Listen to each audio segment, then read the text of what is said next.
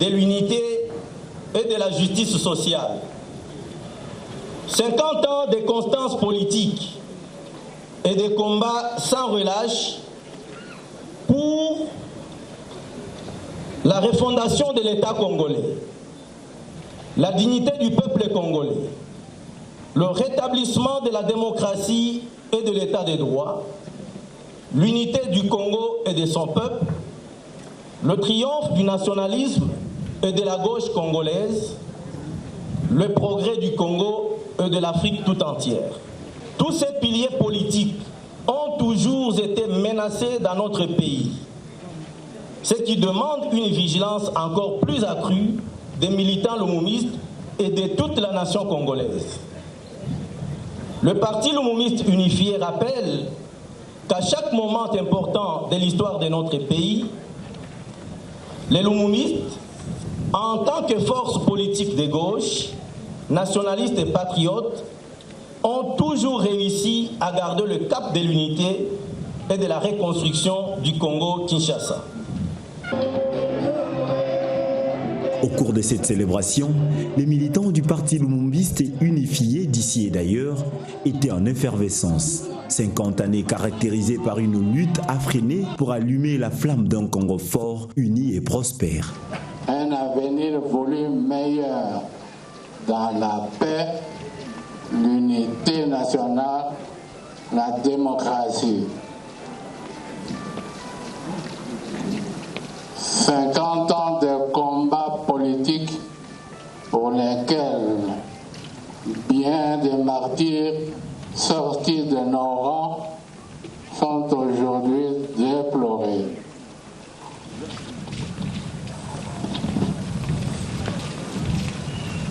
Au premier rang, dans le panthéon de ces martyrs de l'indépendance et de la démocratie de notre pays, nous citons Patrice Emery Lumumba, notre héros national. Et bien avant lui, Simon Kimbangu. Attentifs, les participants observent, drapelés et effigies du patriarche à la main, foulard en tête. Ils poussent des cris de joie en scandant le slogan du parti. Tout le monde était enthousiasmé. Une manière particulière de célébrer qui se diffère des rassemblements ordinaires.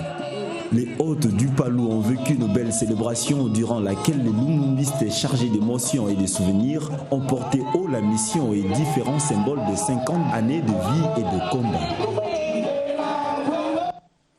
Au niveau de l'exécutif, la Direction générale de migration vient de mettre la main sur une bande des faussaires des visas et passeports. Plus de 200 cachets et autres documents de voyage de la RDC et des ambassades ont été retrouvés dans la résidence d'un certain Simba Mavakala, chef de bande qui travaille en complicité avec quelques agents de la Direction générale des migrations. Incroyable mais vrai. Plus de 200 cachets humides et même secs, des passeports de diverses nationalités et plusieurs autres objets saisis entre les mains de Sieur Ntimba Mavakala André, un expert faussaire. Ce dernier agit à la tête d'une bande en complicité avec deux éléments de la Direction générale des migrations, les nommés Kombeluba Ngigi Verlin et Mongwe Mazo Eugène, dans la délivrance de toutes sortes de visas de la République démocratique du Congo, ses représentations diplomatiques à travers le monde comprises et aussi ceux d'autres ambassades. Plus grave encore, sa filière s'étend jusqu'en Europe. Et c'est dans sa résidence au quartier 4 rue Manguembo dans la commune de Ndjili que l'escroc a établi son état-major, une véritable caverne, laboratoire de toutes ces prouesses maléfiques. Pris la main dans le sac, grâce à la dextérité du service de migration, le faussaire reconnaît son forfait.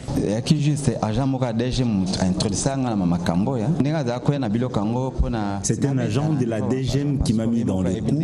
Il venait auprès de moi avec tous ces documents pour fabriquer les passeports. On donne des visas selon la demande du client. Je n'ai rien à dire, que l'État fasse son travail.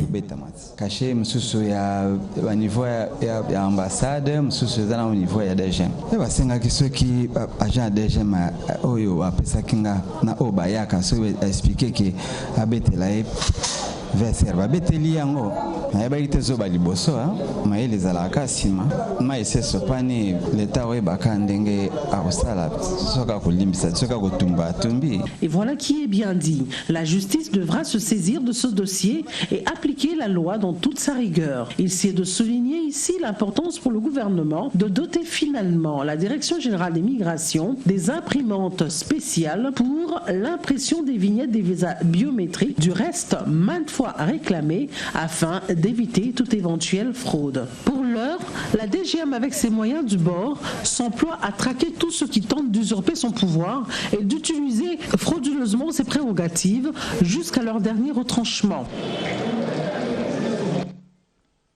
Prenons ce communiqué de presse signé Commission électorale nationale indépendante, CENI en sigle, dont le siège est situé sur le boulevard du 30 juin au numéro 4471 Kinshasa Gombe, immeuble CENI ex-BCCE en face du building SCTP ex-ONATRA, qui demande aux entreprises dont les dénominations sont reprises ci-après de se présenter en ces bureaux au rez-de-chaussée pour retirer un document ou recevoir une information les concernant. Il s'agit de Amaliki Joe, Apollo, Line Esperel, les médias audiovisuels créanciers de la CENI, Ovis Esperel, Bureau Meca, Cybernet, Demimpex, Esperel, Divo Esperel, Emotive.com, Fikin, Forbes et Global Vision, Four River Radium, Incrypt Technologies, IT, Conlut, Esperel et ITAB. Le ministre de la Santé revient de Boendé à l'Équateur où il a réussi à interrompre la chaîne de transmission de la fièvre hémorragique d'origine inconnue qui a fait 13 morts, parmi lesquels 5 membres du personnel médical. Les éléments prélevés vont être examinés à l'Institut national de recherche biomédicale et au Gabon afin de déterminer l'origine de la maladie. Plus de peur que de mal, il n'existe pas de fièvre hémorragique Ebola en RDC. La confirmation est du ministre de la Santé publique. Il a dit ce vendredi en fin de journée devant la presse pour répondre à la tension qui a failli emporter les Congolais suite au cas des fièvres hémorragiques détectées dans la province de l'Équateur. Après des visites d'inspection dans les 4 aires de santé infectées, Félix Kabange-Numbi a fixé l'opinion. Il y a suspicion des cas de fièvre hémorragique mais d'origine indéterminée. Je répète, suspicion de cas de fièvre hémorragique d'origine indéterminée. Cette suspicion des cas de fièvre hémorragique est relativement récente. Et nous nous sommes rendus compte qu'elle succède à 2 épidémies. Une première épidémie de paludisme qui s'est caractérisée par des diarrhées, vomissements et anémie, particulièrement chez les enfants de moins de 5 ans. Nous avons audité et suivi 13 cas de décès. Sur les 13 cas de décès, nous en avons 5 qui sont du corps médical. 5 membres du personnel médical, dont un médecin, 2 infirmiers titulaires, un hygiéniste et un garçon de salle. Voilà la situation dans laquelle nous nous trouvons devant ce lien épidémiologique. Ça nous pousse à affirmer que nous avons la suspicion d'une fièvre hémorragique d'origine indéterminée au niveau du secteur de Djera dans la province de l'Équateur. Qu'à cela ne tienne, il faudrait sécuriser les populations. La RDC renforce ses stratégies pour barrer la propagation de cette maladie. Nous avons distribué du matériel de protection dans toutes les aires de santé concernées. Il y en a 4 aires de santé. Il y en a 4 parmi les aires de santé concernées. Nous avons même décrété hier la gratuité de soins dans ces 4 aires de santé pour permettre à ce que la population ait accès facile à amener les cas que nous avons dans la communauté, qu'on les amène directement au niveau des structures de santé. Nous avions déjà identifié 54 contacts à Watikenge et Isaka. Nous avions déjà identifié 26 contacts environ au niveau de Lokolia et de Ikanamongo.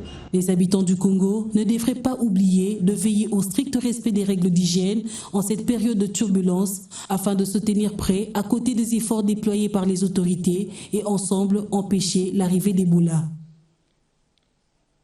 À cet effet, une réunion de crise a été tenue à la primature afin de faire rapport au Premier ministre et proposer de nouvelles stratégies, moyens financiers et expertise, tout est mis à contribution.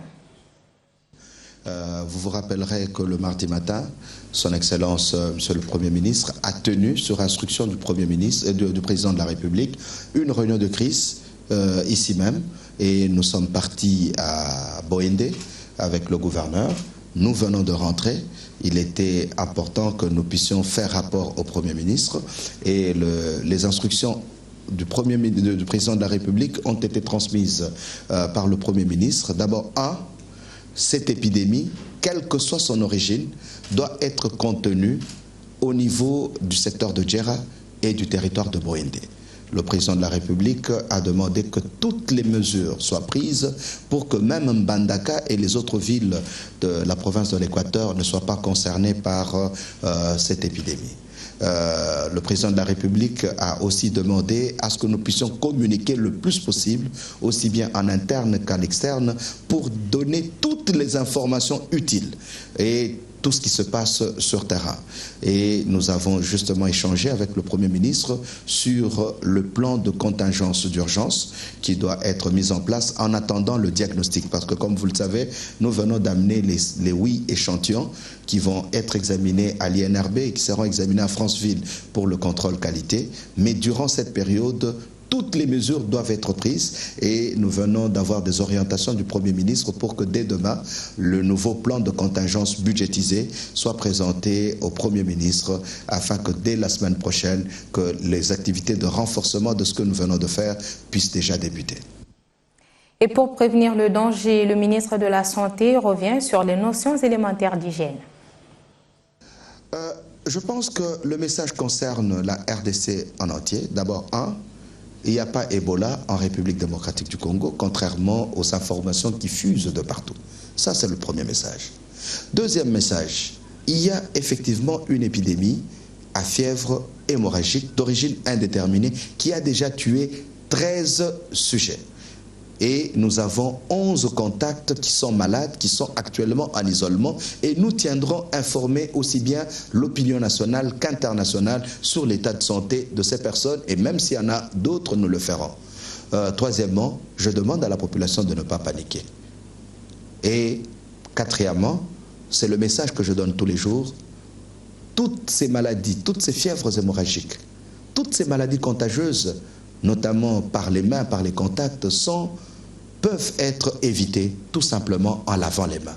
Lavons-nous les mains après avoir salué quelqu'un, lavons-nous les mains après avoir tenu une réunion, après avoir été dans une manifestation, après avoir été à la toilette, après avoir fait quoi que ce soit, aussi longtemps, autant de fois que possible, nous pouvons laver les mains avec du savon, ou si vous n'en avez pas, avec de la cendre. Ça suffit et ça peut vous protéger contre ces maladies contagieuses.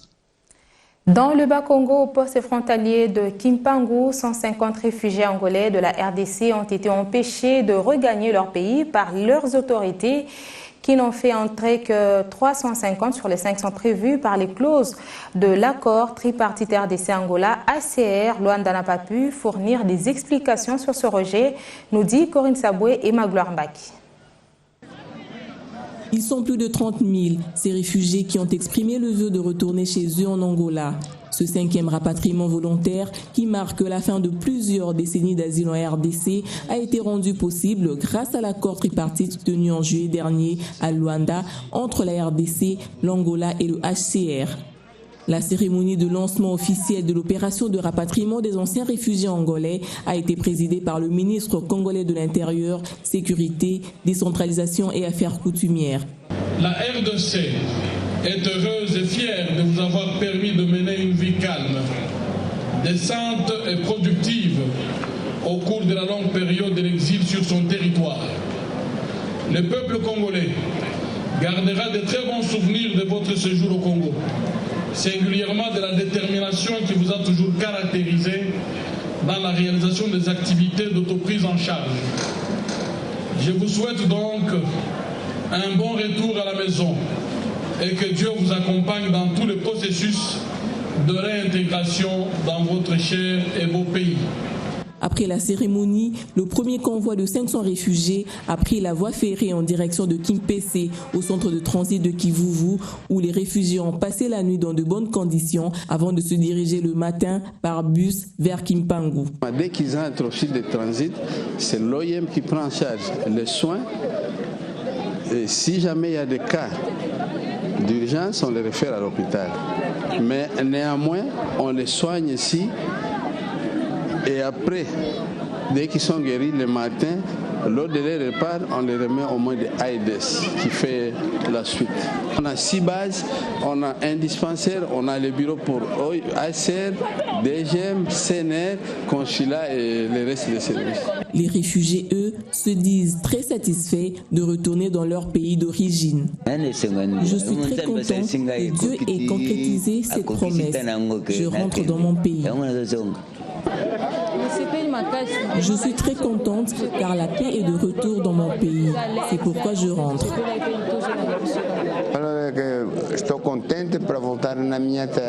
Je suis content de retourner en Angola, ma terre d'origine. À Kinshasa, je n'étais qu'un étranger. Arrivé à la frontière, un problème se pose.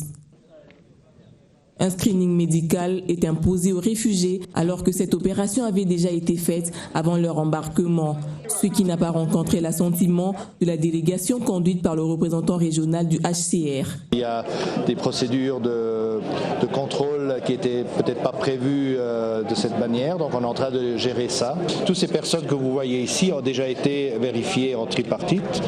Ils ont leurs documents de voyage angolais, ils ont eu leur screening médical à Kinshasa, ils ont été vaccinés. Bon, c'est normal qu'il y ait des contrôles, mais normalement ça aurait dû se faire dans le contexte d'un centre de transit organisé. Ce centre ici a été improvisé. Il faudrait dire que sur les 500 réfugiés à rapatrier, 350 seulement ont pu franchir la frontière le même jour et 150 sont restés du côté de la RDC pour des raisons inconnues. La délégation angolaise n'ayant fourni aucune explication. Voilà un geste des autorités angolaises qui pourrait peut-être bloquer l'opération censée se poursuivre jusqu'au 31 décembre de l'année en cours.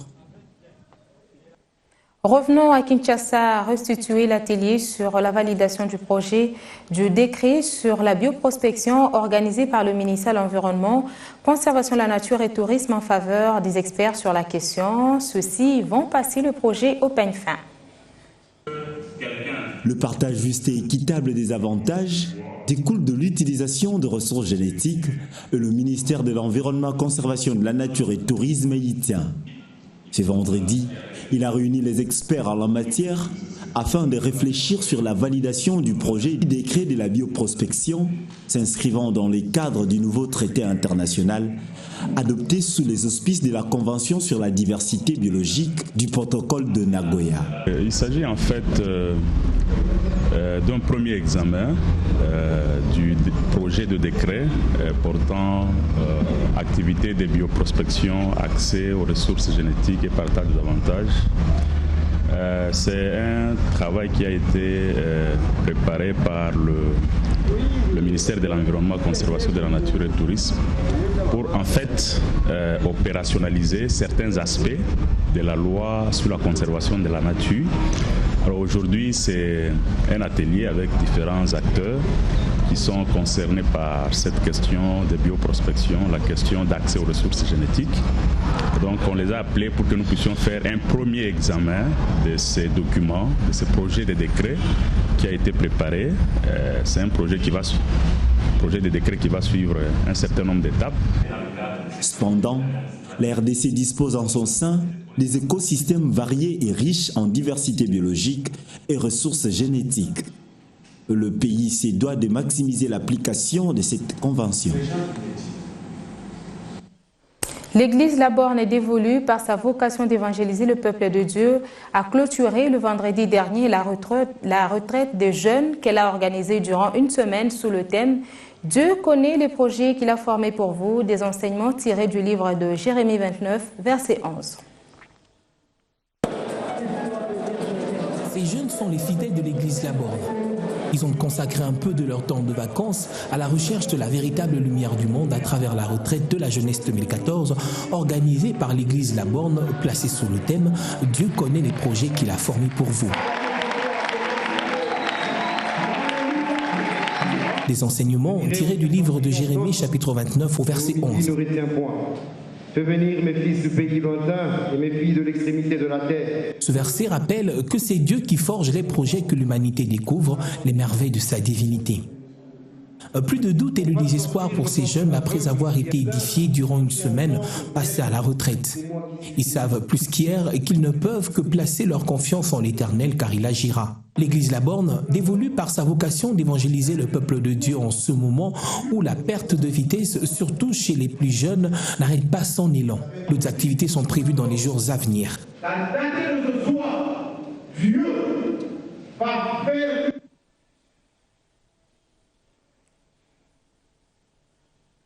Parlons éducation avec les travaux de la première revue du plan intérimaire de l'éducation qui ont pris fin hier après 3 jours. Des participants ont réfléchi sur les voies et moyens de développer le secteur de l'enseignement primaire, secondaire et professionnel en République démocratique du Congo.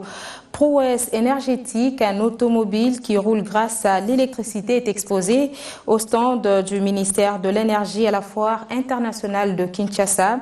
Une première pour qu'un véhicule de cette marque arrive en République démocratique du Congo, nous dit Steve Mbouye.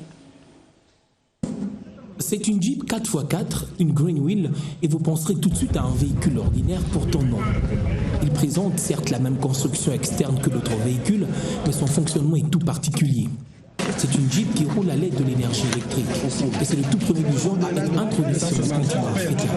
Sa présentation a eu lieu ce vendredi au stand du ministère de l'Énergie installé à la foire internationale de Kinshasa. Que vous avez devant vous ici, la première Jeep 4x4 100% électrique qui roule avec l'énergie dans la SNEL. Et on n'a même pas besoin de bornes par rapport aux véhicules que vous connaissez, qu'on voit à la télévision par-ci par-là. Donc ici nous chargeons avec les prises normales de la SNEL. Et vous chargez pendant 8 heures du temps et vous avez l'autonomie de 160 km. Révolution de la modernité, cette voiture présente plusieurs avantages. La durée de vie, c'est plus ou moins le double, le triple de véhicule normal.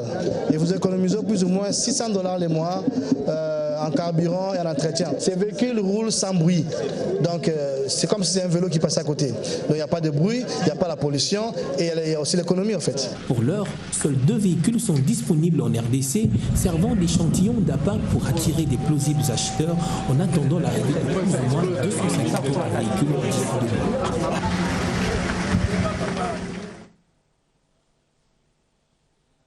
La musique, ce rendez-vous à prendre avec l'artiste et musicien Chrétien Moïse Mbouye qui va livrer un concert au Grand Hôtel Kinshasa. Tout le contour de cette sortie a été cerné par l'artiste lui-même au cours d'une conférence de presse. C'est une première depuis la sortie officielle de son tout dernier album intitulé La réserve de l'Éternel. L'artiste, musicien et pasteur Moïse Mbouye livrera son tout premier concert ce week-end au Grand Hôtel Kinshasa. Un concert dénommé à ciel ouvert. Et pour cette première, l'artiste promet un concert avec une touche particulière. Annonce faite au cours d'un point de presse tenu ce vendredi. La particularité de mon concert est qu'il y aura déjà beaucoup d'onction, beaucoup de Saint-Esprit, mais aussi les gens s'attendent à un moment de prédication, à un moment de recevoir le miracle. Non, il n'y aura pas ces choses-là. Je viendrai comme un artiste, je vais chanter du début à la fin. Ça sera déjà ça la particularité, mais aussi il y aura une bonne musique. Je suis un artiste qui aime quand même la perfection. Un concert produit par le Grand Hôtel Kinshasa qui tient à faire vivre aux amoureux de la musique chrétienne un concert de taille. On se réjouit de l'accueillir ici et d'avoir un grand événement qui s'étale sur 2 jours, aussi bien en plein air que dans une salle fermée. Donc ça, c'est toujours intéressant de le vivre et on a vraiment du plaisir de l'accueillir chez nous et de pouvoir proposer cette activité culturelle à l'ensemble de nos clients, mais aussi à l'ensemble de la population quinoise. Un événement qui promet de retenir l'attention des participants par sa qualité. Le rendez-vous est pris pour ce week-end au Grand Hôtel Kinshasa. Je n'ai jamais été, mais je ne pense pas qu'il n'y a que ça.